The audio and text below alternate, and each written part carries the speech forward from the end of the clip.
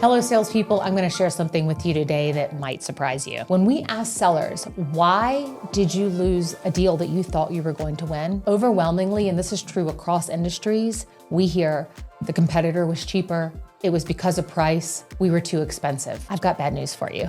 That's probably not why you lost the deal. So let's dig into that.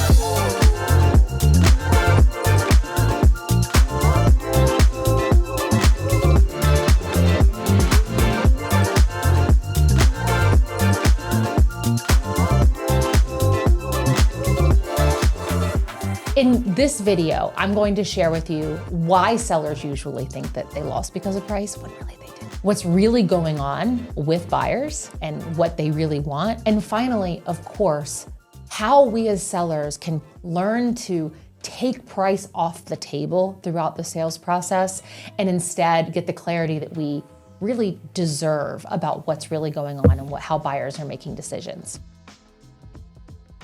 So who am I to talk about this? I am a professional sales coach and trainer, and I coach salespeople at some of the world's strongest companies whose names you might even recognize. The thing is though, I'm also a seller myself. So I am selling myself and my services to those strong companies. And I am coaching some of the very best salespeople that are out there. And in my experience, I am able to observe what makes top sellers stand out from the crowd and what makes them better than their competition. In this video, and in this YouTube channel, I want to share with you practical and actionable tips and tricks that you as salespeople and sales leaders can use to learn to sell like a top seller.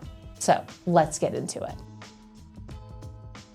Let's talk about the myth. The myth is that we lost because of price. And I understand how we got there. Very often buyers will actually tell us that we lost because of price. But what do we know from the data? The data tell us, and the anecdotes support it, I'll get there as well, but the data tell us that price, the highest we see on the list is about 4, meaning there's at least 3 things that are more important than price about how B2B buyers are making decisions. Sometimes it's even lower than that. So let's assume that it's 4. Above that is product fit, how much they trust that you can get the job done well, service, quality, things of that nature. So if that's the case, then why is it that sellers are being told you lost because of price? Well, it's an easy thing to say if you're a buyer. It separates the person from the problem. It feels a whole lot less personal. So if I'm a buyer, and maybe I genuinely liked the salesperson that I've been working with and talking about for a particular project, but maybe I trusted a different salesperson and organization more in order to get the job done. I don't want to say, you know what, I really liked you, but I don't trust your company. Or, you know what, I really just didn't like you all that much. I didn't feel like we could really put our trust in you, so I'm going to go with somebody else. Or maybe, you know what, we really didn't have any intentions of switching. We just kind of wanted to see what was out there. All of those sorts of things are going to create a situation where salespeople do what salespeople do, which is they're going to put up their fists and they're going to, quote, handle the objection. If the buyer thought that our quality wasn't up to par, salespeople are ready to handle that objection. But if they're told, you know, you were just a little more expensive, you know, try again next year, it leaves the salesperson with a lot less to stand on, a lot less that they can fight other than completely dropping their price, which of course we don't want to do. And I know that some people watching this, because I've done it too, I promise you, I've made all of the mistakes myself, have heard the price objection, offered to reduce the price of the product or service, only to find out, yeah, that's great, but we're still gonna go with someone else. There's a little piece of evidence in there for you about what's really going on. So let's look at the other side. If I talk to buyers, hey, and I've done this, I've got a situation where a few years ago, I had the opportunity to speak to some buyers who are tier 1 suppliers for the automotive industry. So they're selling, their customers are car manufacturers. I said, tell me about a time that you fired a supplier. And they said, well, actually they're here, they're over there, so this is a little bit awkward. I said, okay, what happened? They said, well, we worked with them for many years. At first it was great. And at some point over time, the service really deteriorated. The product was fine, but we had to chase them down for information about our orders. Where is it? When is it coming? Did you get this one, et cetera. And we felt like we had to work so hard to get information that should just be coming to us without us having to go chase it. And it became a real problem. And I said, okay, is that it? And they said, well, and then at renewal, they raised their prices. And at that point, we were already getting poor service. We're not going to pay more for poor service. I said, okay, so if I were to walk across the room right now and ask that salesperson who lost the deal, lost the customer, why did this person over here stop working with you? What would they say? I think you already know where I'm headed. This buyer said, oh, they would say that they lost the deal because they raised their prices. And that's because that's what she told them. Now, I'm not here in any way to sit here and say, buyers are liars, they're terrible people, because they're not, right? They are fielding salespeople all day long. I get it. I understand how this happens. But if we're losing a deal because of price, or losing a customer at renewal and the only reason they're giving us is because of price, there is a whole lot more to that story. So what do top sellers do to prevent this situation from happening? There's a couple of things. First of all, they understand that pricing does not exist in a vacuum. Price is always in relation to the perceived value of a product or service. Very simple example, we all understand that I might want a Lexus, but a Lexus costs more than a Toyota, because if you want more fancy, you gotta pay more. You want extra features, you want extra bells and whistles, you gotta pay more. There is a difference between certain price points based on the value of those price points. Now, top sellers understand that if they're going to be selling a premium product, that they have to take pricing off the table as the objection as early as possible. So they understand that they can't just say to a prospect, our product is better quality and better service and we have a better reputation than any of our competitors, because guess what? All of their competitors are saying the exact same thing. Instead, what they have to do to actually build value is craft a conversation that allows the buyer to self-discover the value and the pain and what's actually at risk if they make the wrong choice on a supplier here. So let me give you an example. Let's pretend we've got a buyer who is looking for some holiday packaging for a premium luxury product. And maybe in the spec that they're pricing out to everybody, they want foil and they want embossing and they want custom inserts, you know, the really fancy boxes that you might see in some premium products.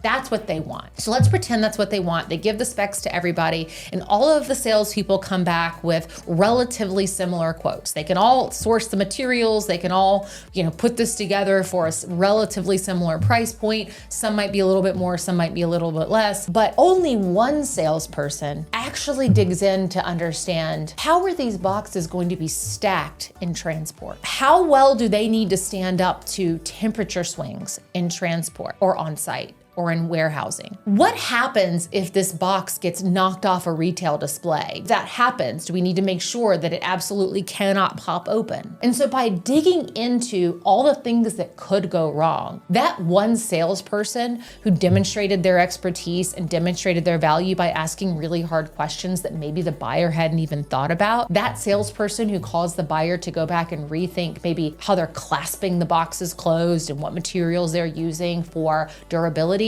that's the salesperson who's coming at it from what's in the best interest of this particular prospect, what's going to preserve their brand, and what is going to preserve their bottom line. And that's the salesperson who's going to win the deal. All of the competition can create this box. But if everybody's acting the same way, if nobody's digging into a deeper conversation and we're just saying, you want this box, this is how much it costs with all of these features, how could I possibly blame a buyer for making a decision on anything other than price? If everybody seems the same, how would I possibly make a decision on anything other than price? So one thing that top sellers do is they really dig in to why does this even matter and what do they have to lose? The second thing that top sellers do to take pricing objectives off the table is they really understand that there's a difference between being willing to spend more and being able to spend more. So we have all met prospects who had loads and loads of pain, as we might call it, big problems that they need to solve. And we're pulling our hair out trying to understand, why aren't they making the move? Why aren't they buying? They have this huge problem over here that we could solve. Well, it's very likely that it's a problem of they're either not willing to spend the money to get that problem fixed in the way that it needs to be fixed, meaning it seems like a really big problem, but where it ranks in priority with all the other fires they have burning, it's just not on the list at this moment in time. Or they're not able to spend it. They would if they could, but they simply genuinely do not have that kind of budget. When that is the case, top sellers move those opportunities out of their pipeline as fast as they possibly can, because they want to focus on things that really have a legitimate chance of closing. So when you're thinking about the deals that are on your table, first of all, are you crafting a conversation that allows your buyers to self-discover why you have a higher value than your competitors? And two, are you really seeking to understand, is this buyer truly both willing and able to spend what it takes in order to bring on our solution?